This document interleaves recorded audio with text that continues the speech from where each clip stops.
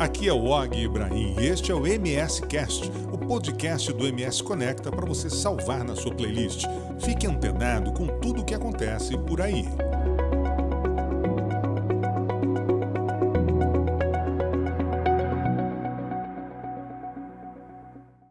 Mais um MS Cast para você, que é o nosso podcast aqui do MS Conecta, sempre trazendo assuntos interessantes.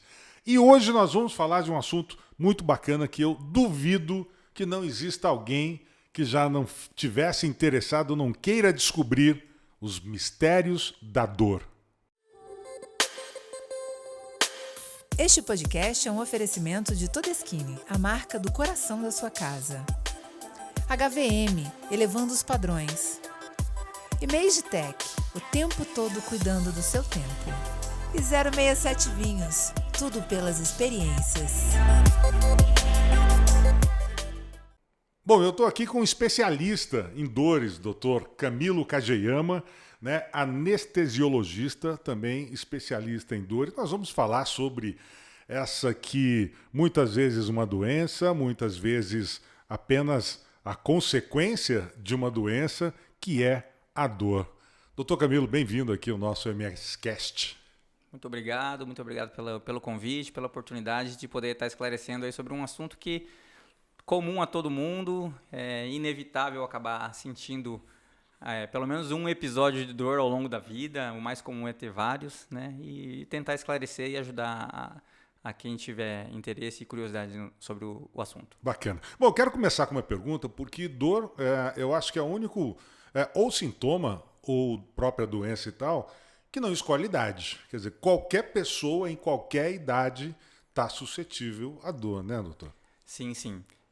Existe até uma crendice, né, na realidade, de que crianças pré-termo ou muito pequenas, recém-nascidos, que não tinham o sistema nervoso totalmente desenvolvido, que talvez não sentisse dor, mas isso faz bastante tempo que já caiu por terra. É comprovado que o sistema nervoso é bem formado logo ao nascimento, mesmo para quem é prematuro ainda.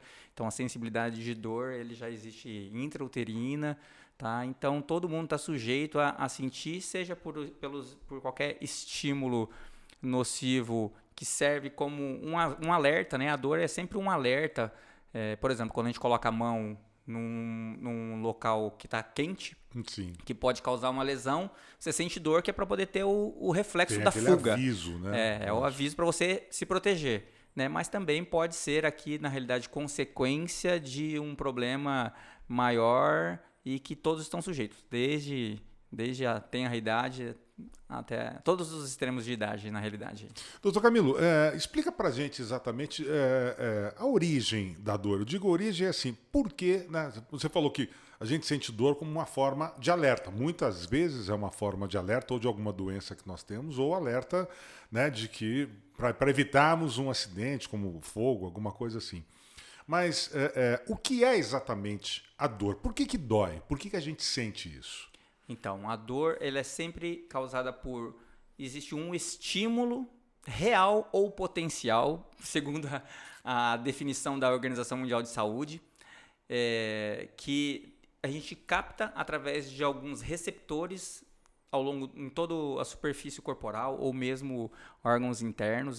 Em todo o nosso corpo nós temos vários tipos de receptores para dor, que capta estímulos dolorosos. Seriam como sensores. Sensores espalhados pelo corpo, que eles captam esse sinal, né, e é transmitido através de neurônios até chegar, passando pela medula, até chegar no cérebro.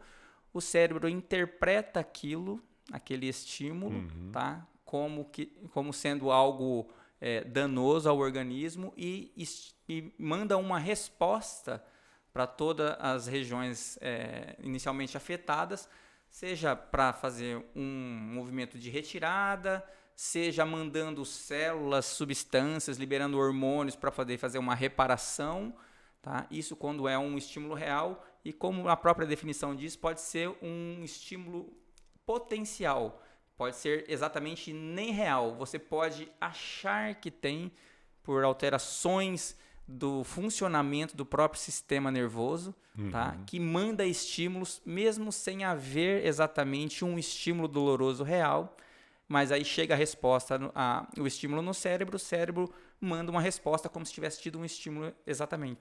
Tá? Então, Entendi. às vezes, a gente tem, então, um ataque à integridade do organismo, mas às vezes não tem. Tem uma alteração do funcionamento, que isso que muito define entre a dor aguda e a dor crônica.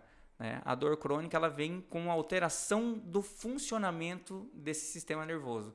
Tá? E por si só ele se torna uma doença, não só um sintoma de algum problema. Digamos assim que a dor crônica é aquela que nós sentimos um tempo mais prolongado, por mais vezes, ou eventualmente, mas ela sempre nos dá sinais de que alguma coisa está errada. E a aguda é aquela que vem, que dói, passa, de repente ela passa tempos, ou talvez nem volta mais, mas é aquela coisa mais momentânea, é isso? Isso, a dor aguda ela é um sintoma, ela faz parte de algum outro quadro e é sempre um sinal de alerta, dizendo que tem alguma coisa acontecendo de errado, tem um estímulo real que chega lá no cérebro, interpreta como tendo um dano acontecendo ao organismo, o organismo responde tentando fazer uma reparação daquele estímulo doloroso. Por definição, a gente considera como dor aguda também com duração menor do que 3 meses. Tá? Então, a maioria desses procedimentos, desses problemas que a gente tem que leva a esse alteração, a esse funcionamento normal do sistema sensitivo, tá? Em menos de 3 meses ele está resolvido. Às vezes muito menos, às vezes em questão de horas ou dias, mas às vezes um pouquinho mais demorado. Quando tem uma alteração do funcionamento do sistema nervoso, quando até sem ter o estímulo é desencadeada uma informação para o cérebro, tá? Quando tem essa alteração do sistema sensitivo, tá? Que normalmente demora mais do que 3 meses para uma resolução e muitas vezes não tem uma resolução, não tem uma cura exatamente, tá? Isso é de dor, essa é a dor crônica. Agora, por que algumas pessoas assim, são mais sensíveis ou menos sensíveis à dor? Por exemplo, dizem que o homem ele é mais sensível à dor do que a própria mulher, exatamente porque a mulher já passou por dores, como a dor do parto, por exemplo, que dizem que é quase que insuportável e tal. Mas o que define, por exemplo, essa sensibilidade de cada um? Isso é que são características pessoais. Acho que a gente acredita, não tem essa exata definição. Não tem um critério, né? Um manual disso. E não disso. tem uma definição de que mulher de fato seja mais resistente à dor. Tá? A gente tende a acreditar a gente que ouve, sim, a gente ouve bastante as lendas que a gente sempre ouviu. E a gente ouviu. até acredita, né? Porque de fato a gente no dia a dia acaba observando realmente que tem essa diferença. Elas são mais resistentes. Né? Principalmente para a questão das dores agudas ali. Mas é mito, então, viu, mulher? Mas é mito. Não vocês tem uma comprovação científica, pelo menos. Vocês não resistem tanto à dor assim quanto a gente. Mas, na realidade, é uma variabilidade individual. Vai ter homem que vai ter pouca resistência, então vai ter um limiar mais baixo, né? Vai ser mais sensível à dor, mas também vai ter homem que vai ter um limiar mais alto, ou seja, vai ser muito pouco sensível aos estímulos dolorosos. E acontece para as mulheres também. Então, pode ter mulher com muita sensibilidade à dor, né? Com um limiar mais baixo, e pode ter homem com bastante resistência aí, com pouca sensibilidade à dor. Agora, qual que é mais comum? Né? Porque a gente sempre ouve falar, as pessoas, invariavelmente, independente da idade, criança. Minha filha às vezes reclama de dor de cabeça, tem 10 anos de idade. Mas qual é a dor mais comum hoje detectada nas pessoas? A dor mais comum que é procurada nos pronto-atendimentos é a dor lombar. A dor lombar é a dor mais comum que existe. A do ciático, das costas, quer dizer, que às vezes as pessoas não identificam, né? Mas é a dor nas costas, digamos assim. Isso, a dor nas costas, na parte mais baixa.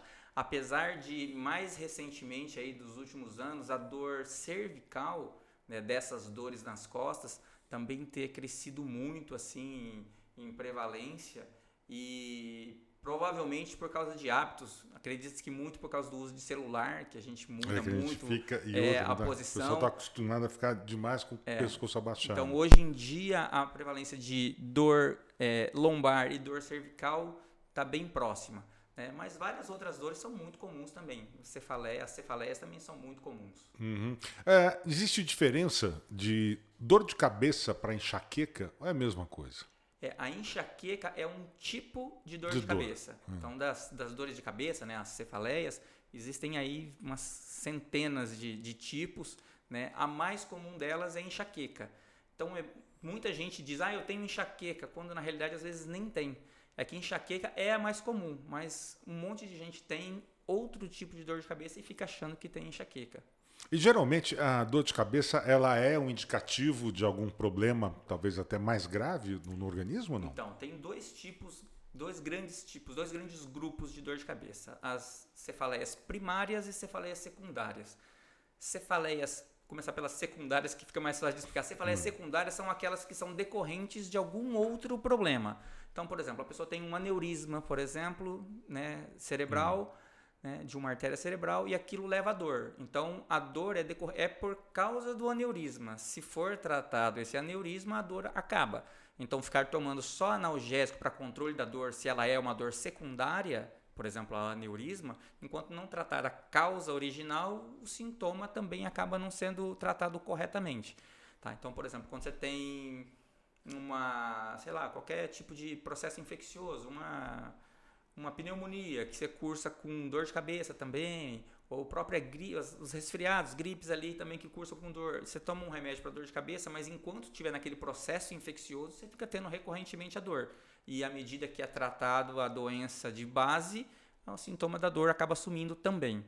Tá? Então, a cefaleia secundária é sempre quando é decorrente de um outro problema. E a cefaleia primária são as cefaleias por si só, que não vêm em consequência de uma outra doença. Ela é a doença por si só. Tá? Que a enxaqueca, por exemplo, é a principal delas. Eu já li em por exemplo, várias reportagens, vários estudos científicos e tal, que tem pessoas que vivem a vida inteira com algum tipo de dor e não se consegue descobrir qual é a origem, né, dessa dor. Realmente existem dores que não se consegue descobrir a origem, se consegue apenas amenizar essa dor para que esse paciente, essa pessoa, consiga ter uma qualidade de vida um pouquinho melhor? Na realidade, assim, não ter o diagnóstico exato acaba acarretando no tratamento incorreto e no controle inadequado também. Vem, né? Exatamente. Mas aí, na realidade, é mais uma questão da investigação em si. Tá? Não tem dor que tenha uma causa obscura, que ninguém consiga descobrir. Pode-se não descobrir num caso ou outro por qualquer... seja porque o profissional acabou não conseguindo descobrir qual é aquele problema, ou se eventualmente precisaria de algum tipo de exame que naquele local, naquela cidade ou região não tem à disposição, mas uma dor que não seja possível descobrir a causa não existe. Né? Então sempre existe uma possibilidade de descobrir o diagnóstico, tá? E todo o tratamento, para ser o mais adequado possível, para ter o melhor resultado, ele precisa ser voltado especificamente para aquele problema. Então, cada doença tem o seu tratamento específico. Se a gente não tem o diagnóstico preciso, então eu não consigo tratar corretamente. Aí eu posso usar sintomáticos que aliviam, mas aí, na realidade, eu estou só maquiando o problema e jogando para frente, tentando, na realidade, ganhar tempo para aliviar aquele sintoma. Tá? E a principal causa, na realidade, de não resolução da maioria dos problemas é porque não consegue fazer o diagnóstico correto.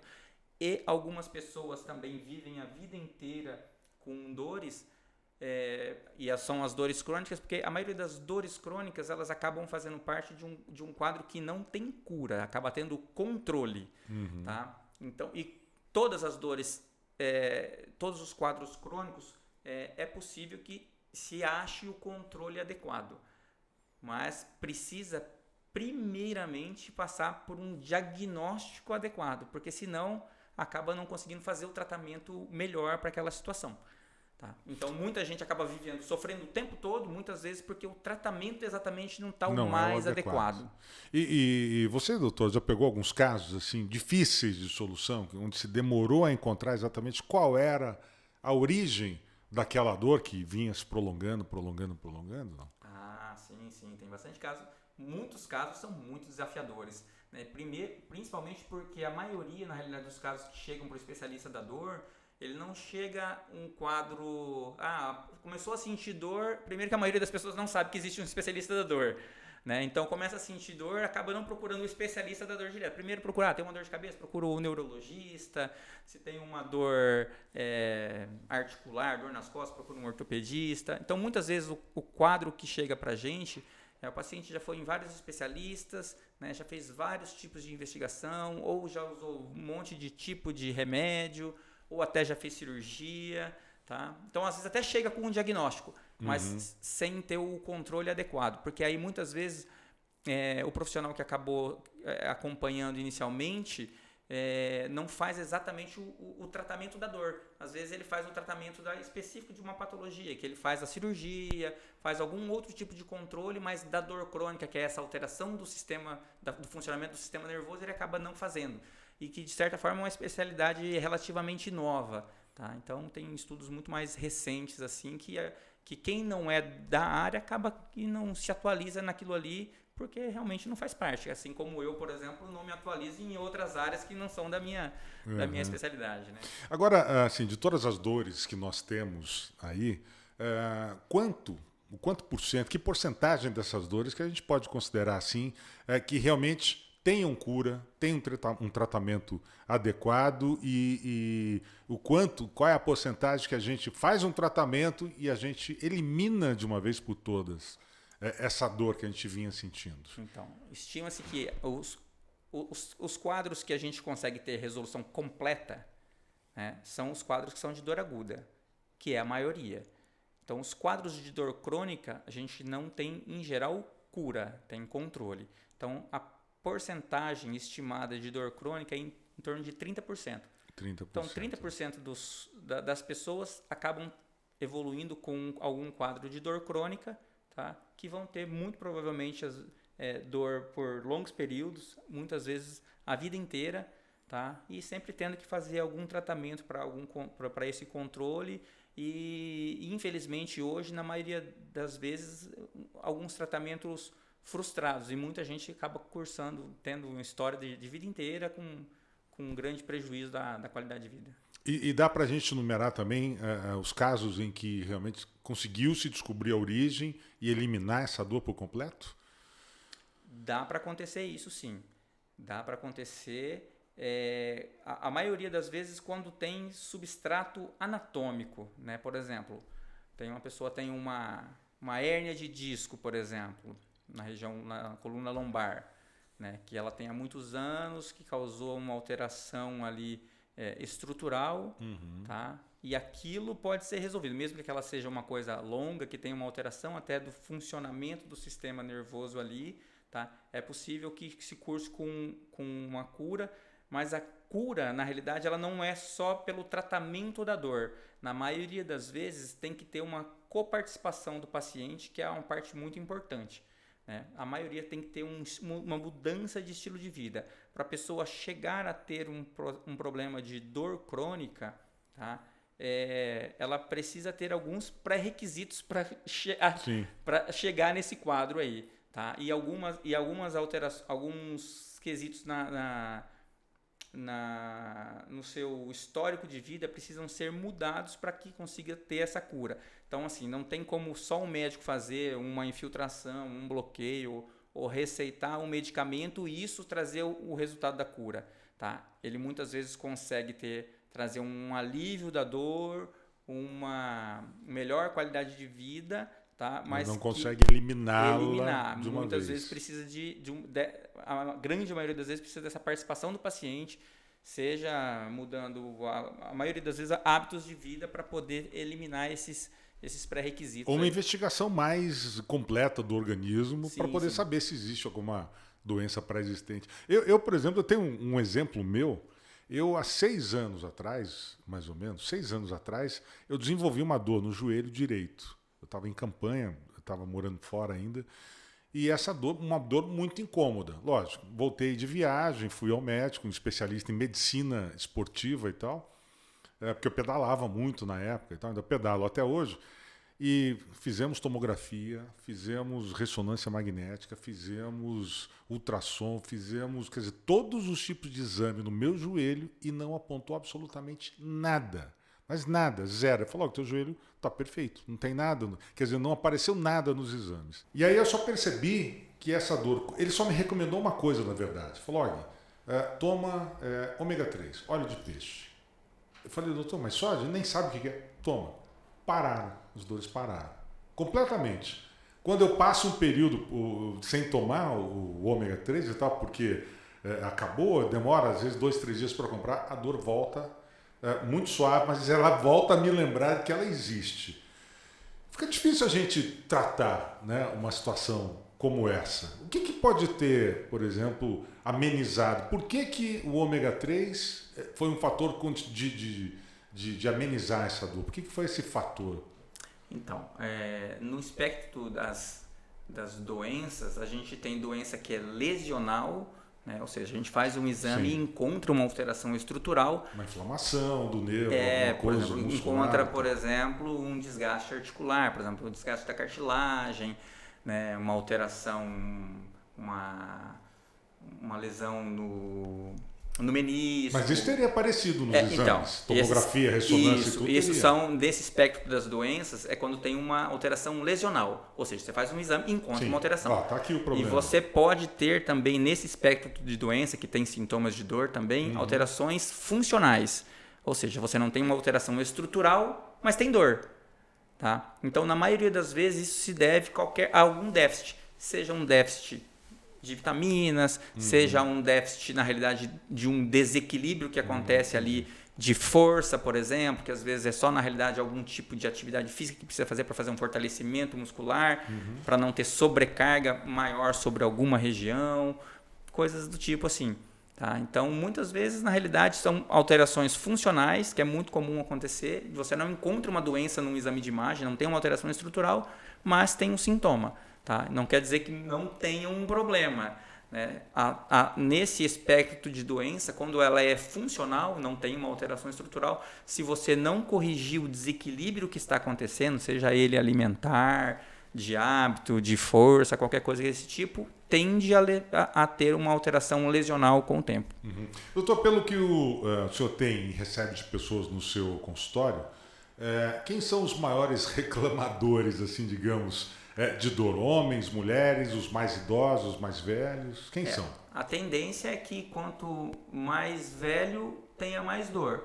Por quê? Porque a maioria das dores elas acabam vindo por desgaste do organismo, né? Da musculatura, dos ossos, da articulação, dos ossos, a musculatura vai enfraquecendo, a musculatura ficando um pouco mais enfraquecida, né? Você acaba mudando a estrutura regional de várias partes do corpo. Isso vai levando a uma mudança, muitas vezes, daquele equilíbrio regional, levando a uma sobrecarga a uma região em detrimento de outra. Por exemplo, pensando na coluna, que é uma coisa bem comum. A sustentação do nosso tronco ela é feita principalmente pela musculatura, né, da região posterior, das costas, musculatura abdominal e da coluna. Né? Mas com o passar do tempo, a gente vai enfraquecendo a musculatura, vai ganhando uma barriguinha. Isso faz com que altere esse equilíbrio que tem ali naquela região. Tá? E esse desequilíbrio faz com que exista uma sobrecarga em alguma outra. Tá? Então é muito comum que, por exemplo, com aumento de peso, com perda de massa muscular, ou só fraqueza, ou diminuição de flexibilidade, você acaba tendo uma sobrecarga sobre a coluna.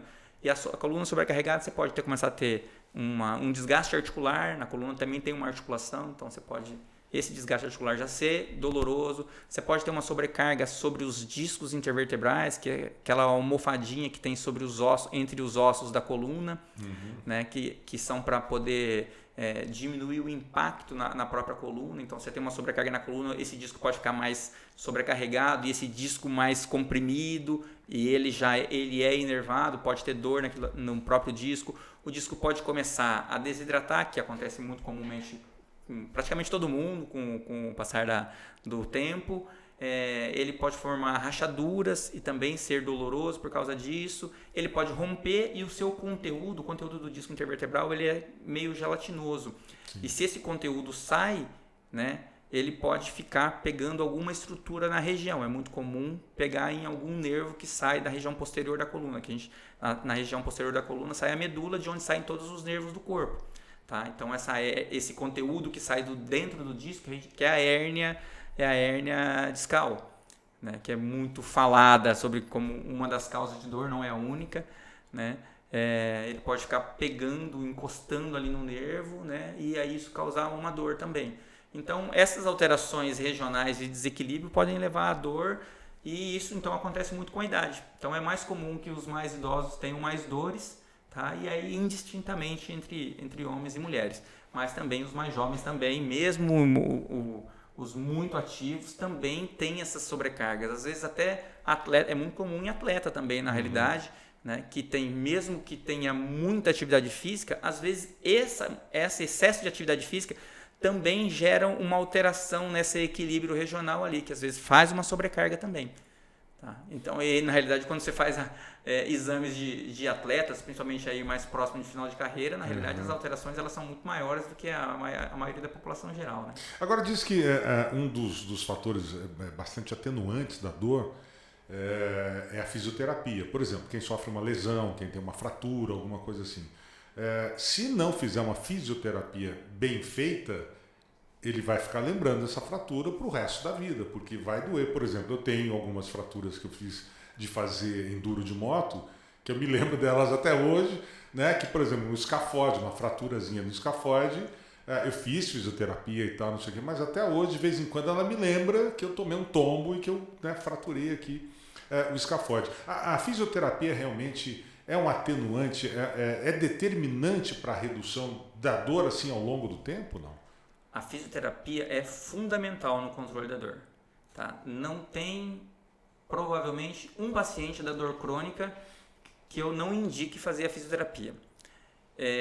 Principalmente por causa disso que eu estava falando agora há pouco. A maioria das dores elas acabam acontecendo por causa de um desequilíbrio regional. Então, naquela região onde tem um desequilíbrio, alguma estrutura, o órgão fica mais sobrecarregado e ele começa a ter um desgaste maior e consequentemente, cursando com dor. A minha parte é ter o alívio da dor. E a parte do paciente é que ele corrija esse desequilíbrio regional. Sim. E ele corrigir sozinho, na realidade, muitas vezes ele não vai conseguir fazer o tipo de exercício adequado. Exatamente, ele precisa ter o acompanhamento profissional que saiba o que exatamente precisa ser feito, que tipo de atividade para poder fazer o melhor fortalecimento, o melhor ganho de flexibilidade. Tá? E o fisioterapeuta é o nosso grande parceiro aí nesse tratamento, porque é ele que vai trazer esse desequilíbrio. Na realidade, o meu papel como médico da dor e do médico da dor em geral é possibilitar com que o paciente tenha condições de fazer uma boa reabilitação. Por quê? Porque se ele tiver com dor, e o papel do fisioterapeuta é fazer esse reequilíbrio da região onde estiver sofrendo com dor. Tá? E neste papel do fisioterapeuta, o tipo de atividade que ele tem que fazer, o paciente tendo muita dor, ele não consegue fazer esse tipo de atividade. Então, tem que ser forçado ali muitas vezes. Então não é um processo passivo, é um processo ativo do paciente ali. O fisioterapeuta orienta e o paciente tem que fazer, é um exercício físico mesmo.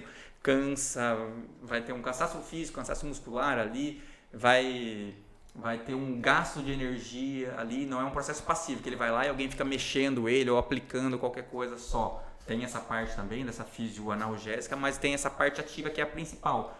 E na maioria das vezes o paciente com dor não consegue fazer as atividades que precisam ser feitas. Então o meu papel principalmente é dar condições para ele fazer a reabilitação. De forma que se ele tiver condições de fazer a reabilitação sem nem precisar do médico da dor, o principal é fazer a reabilitação. Então o papel do fisioterapeuta é fundamental, insubstituível nesse processo aí de reabilitação.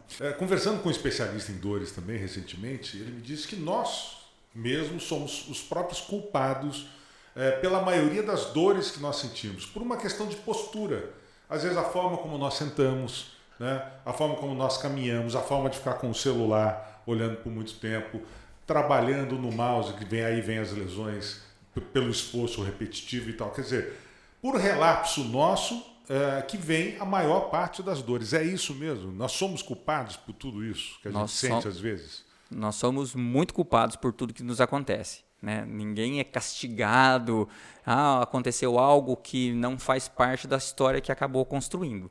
Né? Então, realmente, isso é total verdade, a gente constrói a nossa história e nesse caso da dor crônica, todos os nossos hábitos acabam se trazendo as nossas próprias consequências E lembrando também que a gente acaba falando muito dessa parte mais de ordem física, né?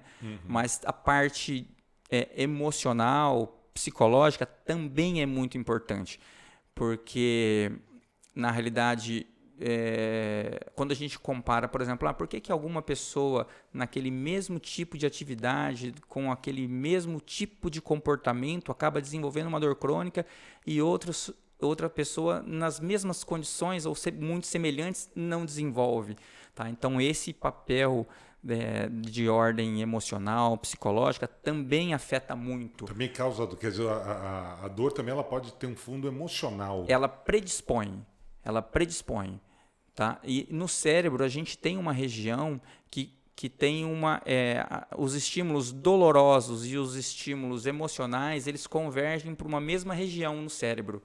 Tá? Então, de forma que quando eu tenho um estímulo doloroso intenso, tá? Eu tenho um estímulo doloroso, ele também acaba ativando a parte emocional.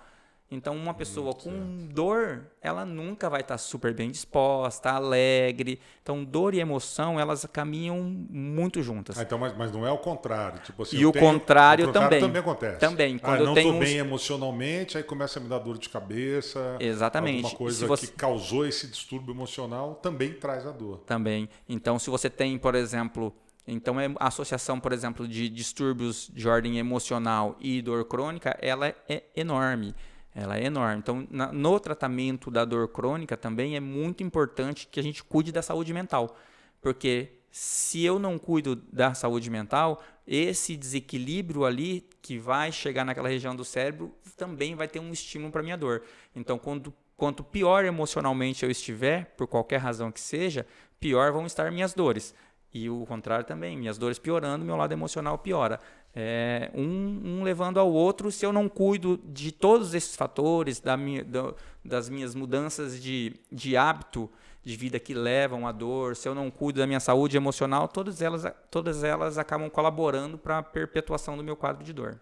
Doutor Camilo, você é anestesiologista. Tem diferença para o anestesista?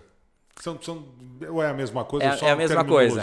É a mesma coisa. São termos semelhantes aí.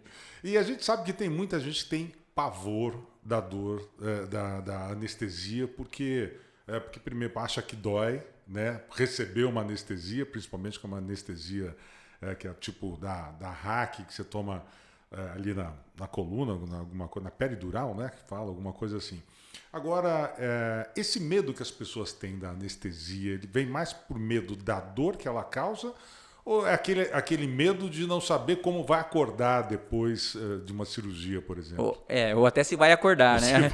A maioria das pessoas... E é um medo que é histórico, na realidade, isso aí vem de muitos anos, né? O medo da anestesia vem... Primeiro que a gente perde o controle, né? Alguém começa a aplicar um medicamento em mim, eu durmo. Então, assim... Quer dizer, você não tem controle sobre o seu próprio corpo. Sobre eu estou à mercê de uma outra pessoa que está fazendo alguma coisa comigo, está cuidando ali de mim, né? Então, mas o medo maior vem assim, vem tanto da perda de controle, tá muito dependente de alguém que vai estar cuidando de você, né? Que isso causa medo realmente, né? Imagina, você está ali e tudo que está acontecendo comigo, outra pessoa que tem que cuidar. Será que ele está prestando atenção no que está acontecendo comigo aqui? Né? E a outra coisa é que sobre os efeitos colaterais que os anestésicos podem causar, que daí vem muito dessa questão desse medo da anestesia. Antigamente, as drogas anestésicas elas tinham um grau de segurança muito menor, ou seja, a gente tinha muito mais efeitos colaterais. Hoje os medicamentos, na realidade, são muito mais seguros. Claro. Né? Tem um fator farmacológico que a gente chama de índice terapêutico. O índice terapêutico é a faixa de dose de medicamento que a gente pode usar com segurança. Então, antigamente, essa faixa de dose era muito mais estreita na maioria dos medicamentos, de forma que a dose menor para poder fazer o efeito e a dose maior para começar a causar algum efeito colateral indesejado era próximo, em muitas drogas. Então, se qualquer incorreção na dose ali já poderia trazer muitos transtornos. E hoje em dia esse índice terapêutico, essa faixa de doses que podem ser utilizadas, ele é muito mais larga, de forma que a maioria dos medicamentos hoje, para ele poder causar um mal-estar a ponto de trazer um risco à vida, entende? Ele é muito difícil de atingir. É quase que para poder causar um dano desse jeito, ou a pessoa tem uma hipersensibilidade ou alergia de fato àquele medicamento, ou quase que tem que ser intencional. Não, eu vou fazer uma dose aqui que essa eu tenho certeza que causa um mal que muito provavelmente não vai acontecer, né? O tratamento da dor, então, consiste basicamente na ingestão de medicação hoje em dia, quer dizer, é o que se tem mostrado mais eficiente para a cura da dor, ou pelo menos para a amenização da dor? Aí medicamentos, né? Primeiro, orientação do paciente, né? Mostrar para ele o porquê que ele chegou naquele quadro de uma dor crônica. Tem que ver o histórico, né? Exatamente. Dor, então, né? aquilo que ele foi fazendo, que foi levando a esse quadro, né? Os costumes, todos os hábitos dele, sejam alimentares, posturais, de atividade, qualquer coisa que seja, né, os comportamentais, para mostrar que aquilo levou a este resultado, mostrando que então algumas coisas precisam ser mudadas para aquilo. Então, uma boa parte é dessa educação e orientação, né, que muitas vezes, em muitos quadros, é o suficiente. Em boa parte, a gente também precisa usar medicamentos, né, mas a maioria dos pacientes que chegam para a gente já tentou usar de vários tipos, mas acaba precisando de fazer algum ajuste, ou acréscimo, ou retirada de algum medicamento, mas precisa ficar usando o medicamento aí por um bom tempo, às vezes até a vida inteira. E a gente tem ainda outras opções, como infiltrações, bloqueios, tá? Que também não serve para todos os casos, né? Tem sempre as suas indicações precisas, assim como todo tratamento dentro da medicina, e algumas coisas são cirúrgicas, né? Eu não faço a cirurgia, mas aí se eu detectar que esse caso pode ter uma indicação cirúrgica, eu indico para algum outro colega da área que for, para poder fazer uma avaliação e eventualmente é cirúrgico. Porque dentro do que a gente tem de arsenal para tratamento de doenças e principalmente das questões de dores, né?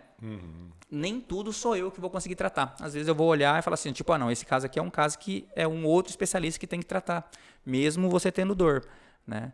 Então, às vezes é um caso que é cirúrgico, por exemplo, né? Eu vou falar, não adianta eu ficar tentando controlar a sua dor, sendo que você tem uma alteração anatômica que precisa ser corrigida. Então, na realidade, esse caso não é para mim. Aí, esse é o caso de correção cirúrgica, eu caminho para o colega competente. Eu acho que é até curioso o que você disse, porque eu ouvi uma história uma vez muito curiosa do meu dentista. Ele disse que tinha uma paciente, né, teve uma paciente tal que vivia reclamando de dores constantes assim, durante anos e anos, mas não era uma pessoa que ia comumente, né, ao dentista, né? Não tinha assim aquela ida frequente que a gente tem pelo menos uma vez por ano, 2, de ir ao dentista. Aí ela precisou fazer um implante, alguma coisa assim, e ela descobriu qual era o fundo, né, daquela dor que ela sentia há anos e não sabia de onde era, por mais que ela fizesse exames e tal. Era uma questão de ATM, de desencaixe aqui da mandíbula, que causava um reflexo e gerava dor de cabeça constante a ela. Quer dizer, ela resolveu o problema no dentista. É isso que você disse, né? Quando você consegue identificar determinada origem, você encaminha exatamente para alguém que vai resolver aquilo. Exatamente. E isso também não acontece com pequena frequência, não.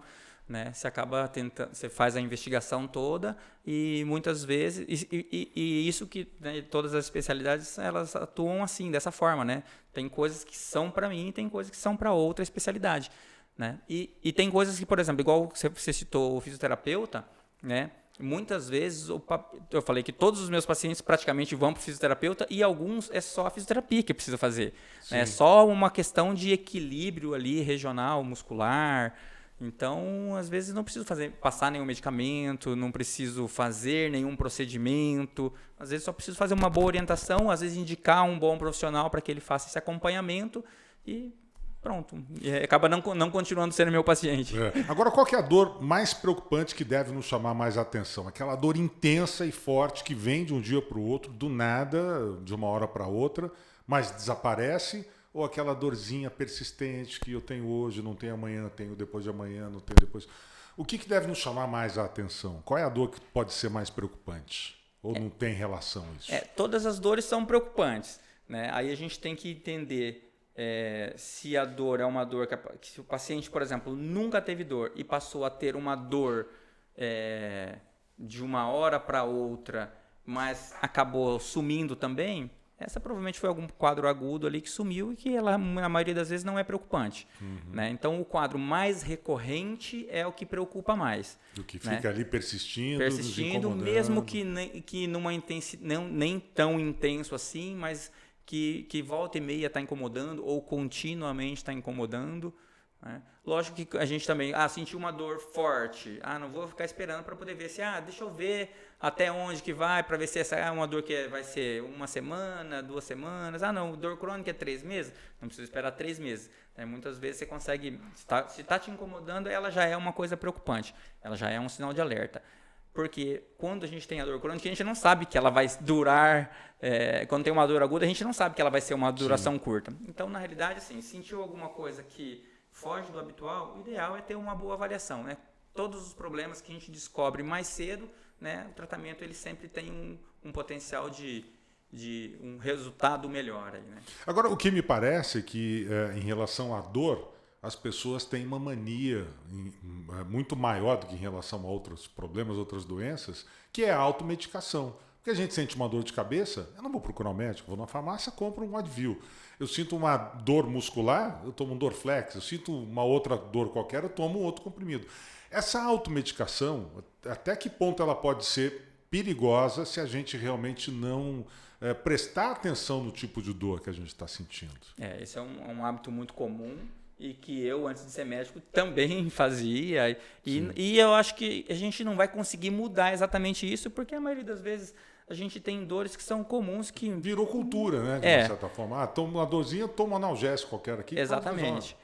O problema maior é quando ela é recorrente. Não, eu precisei tomar aqui, tomei hoje um remédio, aliviou minha dor, mas amanhã voltou de novo. Ou não fez efeito, né? Ou não fez efeito. Ou seja, se você tomou o analgésico comum e não resolveu, ou ela está sendo recorrente. Então você fica sempre ali tomando um remédio, tentando, mesmo que ela alivia, mas depois volta de novo. Você toma, alivia, volta de novo. Ou seja, ela pode não ser uma dor tão comum assim, né? E muitas vezes o primeiro sinal, né, de qualquer tipo de doença pode ser só a dor mesmo, né? Então, qualquer coisa que está incomodando na realidade e se torna recorrente, tá? É bom ter uma avaliação aí. Bom, então já viram que não dá para brincar com dor, né? Sentir uma dorzinha qualquer, não vamos nos medicar à toa não, porque senão realmente o problema pode ser muito maior. Vamos procurar um profissional, como o Dr. Camilo. Muitas vezes acaba mascarando na realidade, né?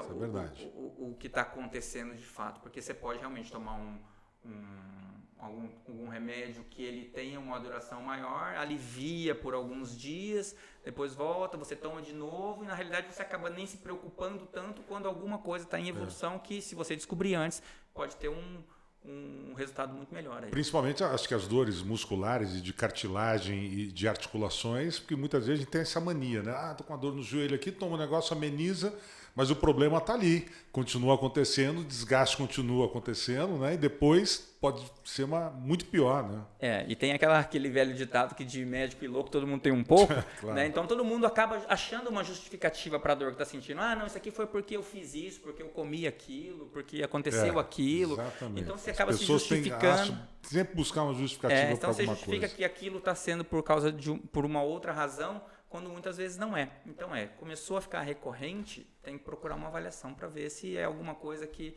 precisa ser investigada melhor e tomar as medidas necessárias. Tá bom, gente. É isso aí. Olha só, bate-papo bastante ilustrativo aqui com o Dr. Camilo Kageyama, anestesiologista, especialista em dor. Doutor, obrigado pelo bate-papo e até uma próxima oportunidade para a gente continuar falando de um assunto que é tão importante para a gente. Muito obrigado, de novo, muito obrigado pela oportunidade. Foi um prazer estar aqui com vocês. Tá joia, obrigado. Gente, até a próxima.